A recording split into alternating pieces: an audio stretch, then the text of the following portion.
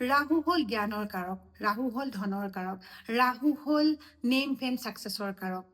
আপোনাৰ জন্মকুষ্ঠিত ৰাহু যদি নিগেটিভ হৈ আছে তেতিয়াহ'লে ৰাহুৱে আপোনাক সমস্যাৰ সৃষ্টি কৰিব। মদ মাংসৰ প্ৰতি আপোনাক আসক্তি কৰিব, পৰস্ত্ৰীৰ প্ৰতি আসক্তি কৰিব, তাৰ লগতে যিসকল ষ্টুডেণ্ট আছে তেওঁলোকৰ পঢ়াত মন নবহিব, মোবাইলৰ প্ৰতি আসক্তি হ'ব অথবা অন্য কিছুমান বস্তুৰ প্ৰতি আসক্তি হ'ব যিয়ে ঘৰখনত অশান্তিৰ সৃষ্টি কৰে। যদি আপোনাৰ ঘৰৰ পৰিয়ালৰ বা আপোনাৰ সন্তান অথবা আপোনাৰ ভাইটি বন্ধুৰ এনে সমস্যা হৈছে তেতিয়াহ'লে নিশ্চিতভাৱে জানি ল'ব যে জন্মকুষ্ঠিত ৰাহুৰ নিগেটিভ প্ৰভাৱ পৰি আছে।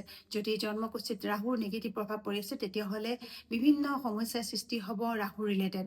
এটা কাম কৰিব, ময়ৰা পাখি 3টা ল'ব, লৈ পেলাই মন্দিৰত গৈ ধূপ চাকি জ্বলাই লৈ ময়ৰা পাখিটো আগবঢ়াই পেলাই সেই ময়ৰা পাখিটো আপুনি ঘৰত আনিব।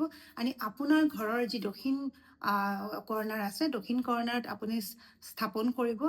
আপুনি দেখিব লাহে লাহে যি সমস্যাবোৰ আছে, ৰাহু ৰিলেটেড যিবোৰ সমস্যা আছে, এই সমস্যাবোৰ অতি সোনকালে দূৰ হ'ব।